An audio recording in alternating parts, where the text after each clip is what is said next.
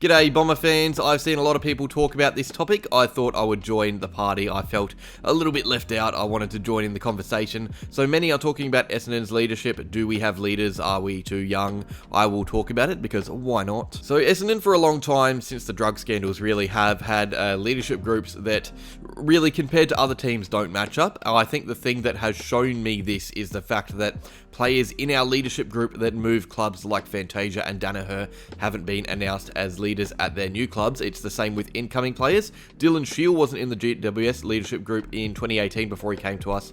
This is going back to the past, not currently, because these things can develop as we know. But since Watson, we haven't had strong leaders out on the park. There was a period where we had Goddard, Watson and Hurley, really passionate, no-nonsense leaders, but they were followed by Fantasia, Danaher, players that aren't outspoken, players that perform well, but at other clubs are just squad members. Brisbane have a leadership group of over 10 players. Danaher isn't in it, and he is playing well. He is one of their most, or he probably is their most important forward. Even Jack Gunston from Hawthorn in his first year has come into that group ahead of Danaher. To me, that says a lot about the maturity of the players we draft, or better yet, the standards our leaders have set for the younger players. What about 2023 though? Because a lot of what I'm talking about is from the 2020 era or before. We have a new captain, new vice captain. Zach Merrett is driving hard standards. He is a hard player who expects a lot from his team. Dyson Heppel has led well in the last few years, but really, the thing that stood out to me is the fact we didn't elect any quote-unquote leaders. We just named a captain and vice captain. To me, that says we don't have players that are viewed as leaders outside of those two. Of course, you don't need an official title. Heppel doesn't have one, and he is viewed as one of our most mature clubmen. But really, not having a leadership group to me says we do not have enough players on our list that can be viewed as a leader of the club. So why is that? Well, for starters, we are young. We are the second youngest list in the league, soon to be close to first with all the outgoing players. We only had 2 players over 30 play this season. We are the second or third least experienced team. We have been young for a while as well, bar 2018 and 19. Really, since the 2020 trade period, we've been one of the youngest teams. Even before that, we weren't up there near the top. We have been young since the drug scandal, constantly at a stage where we can rebuild if we want. It's frustrating because it means we're never in a spot where we can legitimately push for finals, and it also means the players we have on our list are just young, inexperienced. We have 3 players that have played over 200 games. Even Adelaide, who are less experienced than us from a games point of view, have more than that. And they have leaders, 2 former captains on their list, not in the leadership group. They have a mix of developing leaders and steady old heads. We don't have that. We only really have Heppel, and that's it. He has a lot on his shoulders, and most clubs don't really have that situation, bar Hawthorn maybe.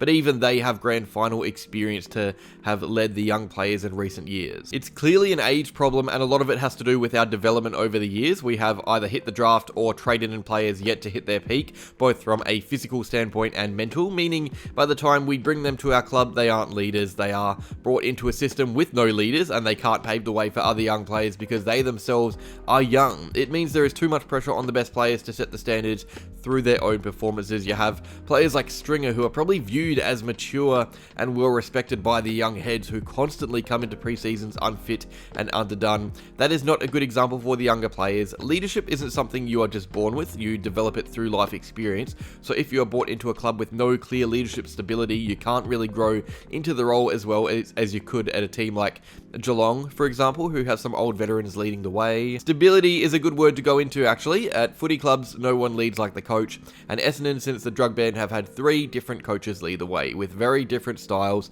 Woosher, Truck, and now Scott. That's 3 since 2017 or 2016. Either way, 3 in less than a decade. It's not ideal for a team with no leadership to begin with. You have coaches changing and bringing in new standards and new meanings of the word leadership, which I'm repeating a lot this video.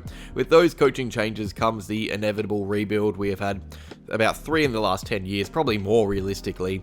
A captain is only as good as it has his coach when it comes to setting the standards. Unfortunately for Heppel and Merrett, they have had many different coaches. In fact, I think Heppel has had 5, Hurd and Thompson thrown in during the drug scandal, maybe 1 more as well. So what players on this current list are viewed as leaders? We've had less than a 4-man leadership group for 3 or 4 years now, since Fantasia and Danaher left really.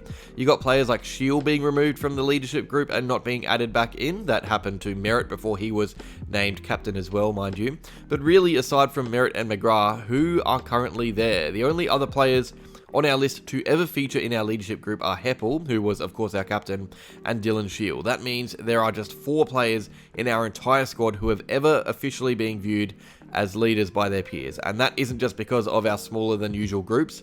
In fact, it's probably a reason why we have smaller than usual groups. This was also the case under Woosha when we had 6 or 7 named, under Truck before he narrowed it down. We simply don't have experienced heads to guide younger ones into the role. It's an ongoing cycle that is bound to continue if we do not trade or draft players that come from systems and clubs known for their leadership. So that brings me to the final and most important discussion point. Is there a way to fix this? Really, it's fixed by our current leaders. Merritt needs to guide the younger players below him, McGrath too. We need players from other clubs to come in and bring their knowledge. It makes the links to James Harms all the more logical now. Along with other players, we need to draft players who led their respective states or teams. It's got to be a priority going forward now, surely. Finding players that can come in and demonstrate leadership abilities to become future captains or vice captains of the club. So that's that really quick video about the state of our leadership, a word I've said about 90 times this video.